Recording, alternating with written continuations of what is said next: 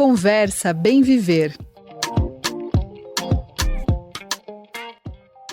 14 de maio, lições de resistência ao racismo. Minha gente, é com esse título que o professor, pesquisador e ativista Hélio Santos nos brinda com mais uma obra que traz memórias pessoais dele ao longo de 5 décadas de atuação pela equidade racial e também reflete sobre temas como racismo sistêmico, políticas afirmativas e os desafios da agenda racial no Brasil. É ele que conversa bem ver sobre tudo isso. Professor, uma alegria imensa conversar contigo. Obrigado pela disponibilidade, viu? Lucas, é uma alegria estar aqui no Brasil de fato, falando sobre o meu livro, enfim, dialogando com vocês sobre um tema que eu considero relevante no nosso país. Absolutamente relevante. Tudo que o senhor propõe é da maior importância. O professor Hélio, que tem cadeira cativa aqui no Brasil, de fato, convidado de honra, tem a digital, tem crachá. O que ele faz, ele entra aqui, não precisa pedir licença para ninguém, ele sempre tem um lugar muito especial aqui na nossa redação. Professor, vamos falar sobre esse título que já traz uma provocação extremamente importante, 14 de maio. Quando as pessoas lerem 14 de maio, vai ficar. Gente, mas o que aconteceu 14 de maio? Qual que é a data importante? O negócio é que a gente tem que lembrar que é 13 de maio que se refere e o 14 de maio vem como reflexão sobre a inação que o Estado brasileiro fez com a população negra ao trazer a decretação do fim da escravidão, mas depois nada mais. Pelo contrário, só colocando entraves para combater de fato o racismo no Brasil. É uma provocação que o título traz logo na capa, né, professor? É uma provocação, sim, Lucas, porque o dia mais longo da nossa história é o 14 de maio. Esta alegoria eu trago para abrir o livro. É um livro que tem um cunho realmente memorial, mas eu aproveitei, Lucas, para trazer proposituras contemporâneas para a questão do racismo, né? Mas o 14 de maio, que é a pergunta que você fez, se a gente fizer uma viagem reversa e chegarmos ali no dia 14 de maio de manhã, os bens que aquelas centenas de milhares de pessoas saem da favela são as roupas do corpo, que são trastes. A maioria escravizada não tinha sapatos. Então, imagine o seguinte: a lei mais curta, mais lacônica da nossa história é a chamada Lei Áurea, a Lei 3.353, de 3 de maio, assinada pela princesa Isabel. Traz 2 artigos. Em português arcaico, declara-se extinta a escravidão no Brasil. Declarar não é promulgar. E o segundo artigo é: revogam-se as disposições em contrário. Eu questiono de cara. Para mim, essas disposições em contrário ao escravismo permaneceram. Vem a República e, 6 meses depois da República promulgada, a primeira iniciativa estratégica do governo brasileiro foi o decreto 528, de 1890, um decreto que era o contrário da Lei Áurea, né? Com 43 artigos, vários artigos com cifras monetárias, apoiando a imigração europeia. Então, trata-se disso. É muito comum falar, Lucas, que a população negra foi abandonada no dia 14 de maio. É uma meia-verdade. Além de abandonada, houve todo um esforço para potencializar outros grupos. Houve uma deliberação do Estado. E depois, no livro, eu cito o decreto do Código Penal, que penalizava o negro que não tinha emprego. Vadio era a lei da vadiagem, vadio era a população escravizada, exceto as mulheres. As mulheres negras tinham emprego. E os homens negros não, porque a presença deles, depois de 354 anos de escravidão. Veja bem, Lucas, para cada 10 anos de Brasil, 7 aconteceram na escravidão. Este fato está aí no 13 de maio. Em qualquer das 5.570 cidades brasileiras que você for, você andando pelas ruas, andar 1 quilômetro para qualquer lado, você verá restos desse dia que estão aí, né? O censo de 2022 revelou 12.348 favelas. Todo esse problema habitacional nasce aí. Mas eu poderia ficar falando. O pior de tudo aí, Lucas, é que a escravidão ela inaugura um processo de desigualdade que a sociedade brasileira normalizou. Mário Teodoro diz que a sociedade brasileira acabou se viciando em desigualdade por conta da escravidão. Então, para concluir, esta cocaína social, que é a desigualdade, que é alimentada e retroalimentada, é exatamente o que faz com que o nosso país tenha uma baixa calibragem democrática. Nós temos que avançar. E a questão racial é um obstáculo. É por isso que é tão verdade essa frase que a gente escuta diversas vezes, que enquanto houver racismo, não vai haver democracia. Essas coisas não combinam. Em existir uma maneira tão prática de desfavorecer uma parcela da população, obrigatoriamente faz com que a gente não tenha um pleno direito para todo cidadão, toda cidadã exercer o seu direito de voto, suas necessidades básicas, tudo que a nossa Constituição diz. Enquanto estiver o racismo, a Constituição não é para todo mundo, é só para uma parcela da população. Professor, o senhor diria que a lei de cotas foi a primeira reparação histórica de fato, a primeira lei depois do 13 de maio que corrobora, ou seria demais botar nesses termos 200 anos de ato? Não. Nós tivemos, depois da abolição, um hiato de 96 anos. Em 1984, em plena ditadura militar, foi criado em São Paulo, porque o país se redemocratizava, o Conselho da Comunidade Negra do Estado de São Paulo. Este conselho cuidava, eu fui o presidente fundador dessa entidade, era uma instituição pública do Estado brasileiro. Então, foram 96 anos. Agora, ações afirmativas materializadas, nós tivemos ali já no início desse século, né? Nas universidades. O grupo que eu coordenei depois, no âmbito federal, o GTI, que é o Grupo de Trabalho Interministerial, colocou esse tema na agenda. As cotas raciais são um remédio tardio, mas foram efetivamente as primeiras políticas que imitaram aquilo que foi feito um século antes para os imigrantes europeus. Ali foram as primeiras políticas de cotas raciais 100% para brancos. Então, as cotas, para concluir a sua pergunta, as cotas são as políticas que mais reduziram desigualdade no Brasil. E, ao mesmo tempo, nenhuma outra política, Lucas, foi tão contestada quanto elas. Ainda é contestada pelo campo conservador, mesmo com um século de atraso. Isso mostra essa contestação que existiu e ainda existe, mas existiu de forma muito mais consistente quando ela começou a ser implementada, reforça o argumento que o senhor estava trazendo de como o racismo está impregnado na nossa sociedade, a ponto de uma lei de reparação quase inédita nos termos que o senhor está trazendo ser vista com maus olhos pela sua sociedade, principalmente a sociedade elitizada, branca, mas até a gente tem que lembrar que Caetano Veloso, uma das pessoas mais prestigiadas pela esquerda, uma das pessoas mais tidas como intelectuais pelo nosso país, foi uma das pessoas que se manifestou contra. Então a gente aí acho que é uma das provas mais contumazes que a gente tem como o racismo realmente ele está impregnado em diversos aspectos.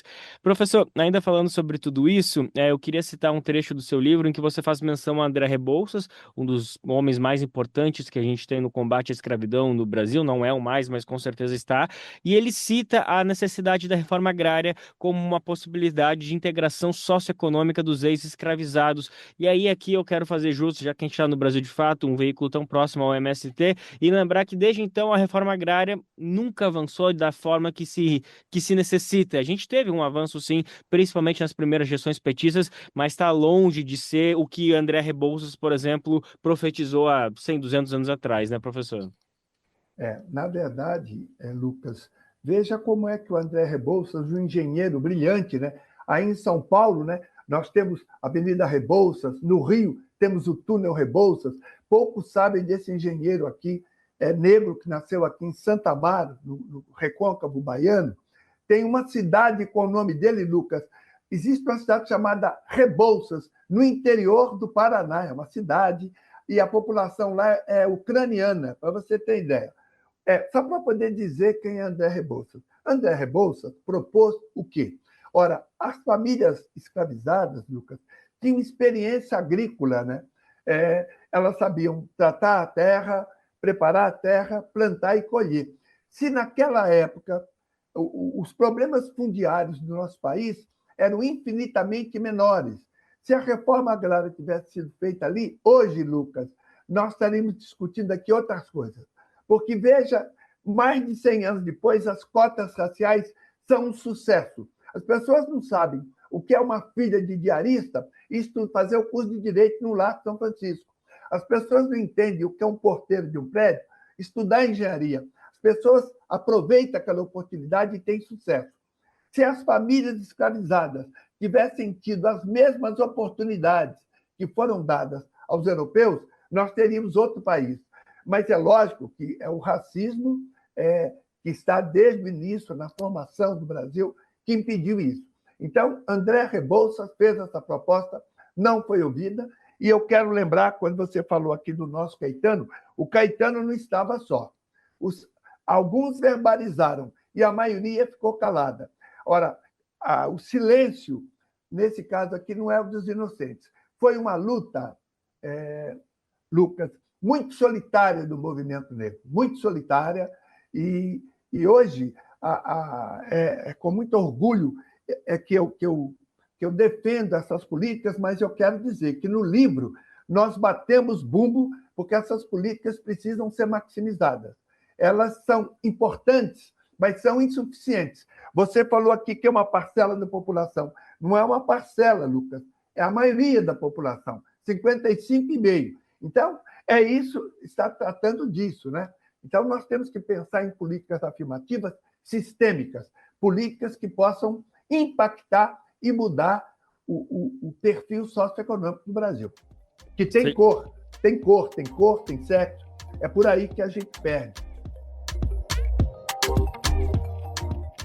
Com certeza, muito importante todas essas ressalvas, apontamentos, professor. E já que o senhor trouxe essa palavra tão importante, cor, queria aproveitar para a gente colocá-la em pauta, porque o final do seu livro você traz esse debate fundamental, que é o que hoje a gente se popularizou como o colorismo, que é essa suposta diferenciação entre negros e pardos, que é muito interessante, que o seu livro já começa a desmistificar uma ideia de que essa foi um conceito criado pelo movimento negro. Pronto, você já coloca que não se trata disso. Em 1872 foi a primeira vez, no primeiro censo realizado no Brasil, quando se começa a se diferenciar negros de pardos, enfim, algo que mostra que, mais uma vez citando Fanon, Frantz Fanon, esse importante pesquisador da Martinica, que mostra que quem inventou o negro foi o branco. Mais uma vez aqui a gente pode citar que quem inventou essa divisão foi o branco. Então, bom, professor, primeiro explica isso, que eu acho que depois a gente avança sobre os debates do colorismo, mas explica um pouquinho dessa fundação desse mito para a gente. O Fanon sabe inteiro ali, foi o primeiro censo, 1872, Lucas, 16 anos antes da abolição. O primeiro censo, aqui no Brasil, nós não trabalhamos com raça, é com cor. Hoje a gente chama de raça/cor. Ali em 1872, você tinha brancos, tinha pretos, pardos e indígenas. Em 1940, introduziram também os asiáticos. Esse é o nosso arco-íris, né? Então, quem propôs já sabia da nossa miscigenação. Lucas, a miscigenação, historicamente, foi um álibi para nada fazer. A miscigenação é a realidade. A gente não vai brigar com algo que está no nosso gene. Nós trabalhamos a miscigenação, a nossa mistura não é só étnica, é também cultural. Agora, o que eu desmistifico no livro é a tese do colorismo. O que é que o colorismo divulga? Que as pessoas negras, quanto mais clara for a tonalidade da sua pele, menos problemas ela terá. E quanto o tom for mais escuro, mais dificuldades ela terá. Evidente, Lucas, que num país em que houve toda uma teoria do branqueamento, ser um negro de pele mais clara pode significar alguma vantagem. Mas, do ponto de vista socioeconômico, eu desmistifico. Negros e pretos... Primeiro que a categoria preta e parda, né, essas duas categorias, você pode chamar de afro-brasileiros, de afrodescendentes ou de negros. A somatória de preto e pardo, a auto-identificação, Lucas, é uma conquista nossa. Então, nós temos hoje no Brasil 55% da população que se autodeclara preta e parda. Os pretos e pardos, do ponto de vista da pobreza, Os pardos estão levemente mais pobres do que os pretos. E do ponto de vista da escolaridade, os pardos têm menos anos de estudo do que os pretos, mas estão muito juntos. E na renda estão iguais. Então, eu desmistifico. A tese do colorismo, que Alice Walker é norte-americana, trabalhou nos Estados Unidos, não funciona aqui. Agora, eu narro no livro, Lucas, um fato muito interessante. Em 1997, 1998, eu coordenava um grupo que discutia a questão do racismo no âmbito federal. Um grupo de oficiais das Forças Armadas, naquela época, ali há 25 anos atrás, todos homens, né? Vieram a mim, todos eles coronéis. Tinha uns 2 da aeronáutica, os demais eram do Exército. Não lembro de ninguém da Marinha. Todos na posição de coronéis. O próximo posto ao de coronel é de general. O que é que eles vieram a mim reclamar? Que eles estavam sendo perseguidos porque eram negros. E tinha ali pardo bem claro, tinha preto bem retinto, ou seja, eles tinham consciência de que estavam sendo onerados por conta da cor. Ou seja, depende, Lucas, daquilo que você quer conquistar. Entende? Uma desembargadora parda no supermercado é confundida com uma serviçal. Uma juíza de direito parda é agredida pelo advogado. As 2 Misses Brasil de 2016 e 2017, 2 moças pardas lindíssimas, foram seriamente agredidas. Ou seja, depende do posto onde que você está. As ações afirmativas, elas estão direcionadas não a pretos e pardos separadamente. Elas são dirigidas à somatória desse grupo. A pessoa que se autodeclara preta e parda, ela tem direito. Agora, o que é também insuportável são pessoas que falseiam, pessoas brancas, sabidamente brancas, que se autodeclaram pardas e conseguem, assim, uma vaga num concurso para procurador, para fiscal de rendas, para delegado da Polícia Federal. Isso a gente não pode suportar. Mas isso, Lucas, é antigo, porque no momento em que a minha geração colocou na mesa a necessidade das cotas, cota é um apelido, o nome da política é ação afirmativa. Na hora que nós colocamos, a cota é metodologia, né? Você tem que ter uma métrica, 20%, 30%. Na hora que nós colocamos esse tema sobre a mesa, a primeira afirmação foi essa: não dá para saber quem é negro no Brasil. Isso para evitar. Ora, a polícia sempre soube. Chama um cabo, um sargento, pergunta quem é negro, quem não é, ele sabe na hora. Então, esse tipo de aleivosia foi o que nós ouvimos, mas nós vencemos, né? E eu não posso negar, Lucas, muitos, diversos aliados brancos, não tantos quanto eu queria, mas aquelas pessoas que se colocavam contra, eu quero dizer para você, a grande maioria hoje nos apoia e são bem-vindos. Eu não vou dirigir o meu carro olhando o retrovisor. Essas pessoas estão conosco, compreenderam. A roda do racismo, Lucas, ela girou. Hoje há uma maior compreensão da sociedade em relação a ele. Mas, em reação a essa maior percepção, a gente percebe hoje frestas bem abertas do supremacismo branco, coisa que até então a gente não conhecia, era submerso. Pessoas que se colocam, que estão muito associadas ao bolsonarismo, né? À extrema-direita e ao fascismo, que surge muito forte no Brasil. Ressurge. Professor, que bom que o senhor já trouxe essas ponderações finais, que era justamente a pergunta que eu queria encaminhar de qual que é a situação hoje do movimento negro do combate ao racismo no Brasil, e essa síntese que o senhor fez é fundamental, é inegável ver o avanço que a gente tem tanto na população negra, desse letramento, de saber se reconhecer, de saber se olhar, de conseguir colocar esse debate do colorismo para o lado e conseguir entender como um movimento unificado, e ao mesmo tempo da população branca, que é óbvio que tem que comer muito feijão ainda para entender, mas é inegável como também está conseguindo entender a necessidade, e as cotas hoje, não vou dizer que é uma unanimidade, mas avançou muito em termos quando há 20 anos foi lançada, e ao mesmo tempo a gente vê isso. O que está acontecendo com o Trump nos Estados Unidos, o bolsonarismo aqui no do Brasil não é à toa. É uma contrapartida, uma vingança de tudo isso que vem acontecendo desse avanço. Foi muito bom o senhor ter dado essa ponderada. Professor, a gente tem pouquíssimos minutos, mas eu só queria aproveitar esse momento de Copa do Mundo que a gente está vivendo e se debatendo tanto sobre o futebol e vendo essa ascensão das seleções do continente africano, para te ouvir um pouquinho se o senhor também está imbuído desse espírito da Copa do Mundo, como o senhor tem visto o futebol. A gente tem grandes ídolos como o Vini Júnior, que tem levantado a bandeira do racismo, do combate ao racismo, mas ao mesmo tempo a gente sabe que o futebol é um grande reprodutor dessas injustiças, dessas ofensas, enfim, como que a gente coloca o futebol no meio de tudo isso, professor? Meu querido Lucas, você me levantou uma bola, literalmente, nós estamos falando, boa, eu vou procurar ser curto, para eventualmente você falar mais alguma coisa. A primeira coisa, o primeiro aspecto que surge, você vê o Equador, que tem um time quase todos pretos, quase todos pretos, a seleção brasileira, em que a maioria também é negra, né, preta e parda. Aí, quando você vê a torcida muda de cor. Porque, entendeu? O Equador, o time é todo preto, nem é pardo, mas toda a torcida é até aloirada. É a América Latina. Os ibéricos não brincaram em serviço. A Colômbia, a mesma coisa. Agora, uma coisa interessante, né? Você ver jogadores negros até no Japão, né? O goleiro do Japão é Suzuki, é um negro. Mas veja que você vê a seleção da Alemanha, a seleção francesa só passou a ser sucesso e ganhar título.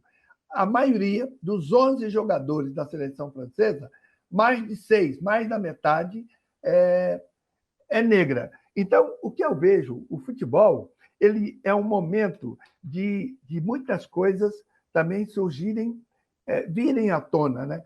A alegação de que os negros não resistem muito tempo, a alegação que os negros não têm habilitação para bater pênalti. Raramente você tem em seleção multirracial um goleiro negro, porque o goleiro não pode falhar. Mas o futebol do Brasil foi campeão 5 vezes e foi vice 2 vezes. A gente esquece, Lucas, os 2 vice-campeonatos que nós tivemos em 1950 e 1998. Então, 5 vezes campeões e 2 vezes vice. Nestas 7 vezes, a maioria dos jogadores da seleção brasileira é negra. São jogadores que vêm de famílias muito pobres e que enfrentam jogadores europeus que não tiveram essas dificuldades e ganha, e vence. E alguém poderá dizer, mas você está trazendo o futebol como parâmetro de capacidade? Sim, eu sou um educador. Para jogar bola, Lucas, eu, por exemplo, para dizer que nem todo negro joga bem. Eu fui um pé de ferro, quer dizer, ninguém queria ser do meu time porque eu jogava muito mal. Mas veja, o futebol exige, Lucas, senso de antecipação, velocidade de raciocínio, criatividade, decisão, tudo aquilo, Lucas, que você identifica num gênio, entendeu? E no futebol, você vai lá na ponta aqui da praia, da praia do litoral sul, aqui vai lá em Mongaguá e pega um molequinho magrelinho, entendeu? E transforma ele no Neymar, numa região em que a maioria dos garotos não completam 30 anos, morrem antes, mas ele tem talento. Aí a gente lê no jornal hoje, o Neymar aproveitou essa folga para comprar um relógio de $1 milhão. Quer dizer, eu vou repetir o valor, são 5,5 milhões de reais. Então, é para você ver o que acontece, o Lucas, é algo muito surreal, né? Eles viram estrelas, não têm uma assessoria, mas continuam geniais. Por que eu estou falando isso? O Brasil, no futebol, dá oportunidade. Você vai lá na ponta da praia, pega o Neymar com 11 anos, traz ele para jogar futsal no Santos. O que valeu para ele, vale para o Ronaldinho Gaúcho, vale para o Ronaldo Fenômeno, vale para o Vini Júnior, vale para esses todos. Se o Brasil apostar na juventude periférica, como faz no futebol, nós vamos fazer a diferença. Professor, então já está combinado que a gente vai te chamar para comentar aqui os jogos do Brasil e das outras seleções ao longo da Copa do Mundo. Já saímos dessa entrevista com esse combinado, tá bom? Tá valendo, tá Tá. valendo.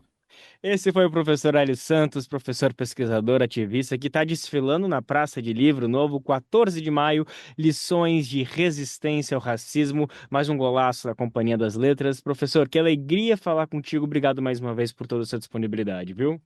Quero estar sempre aí com vocês. Abraço, querido. Conversa Bem Viver.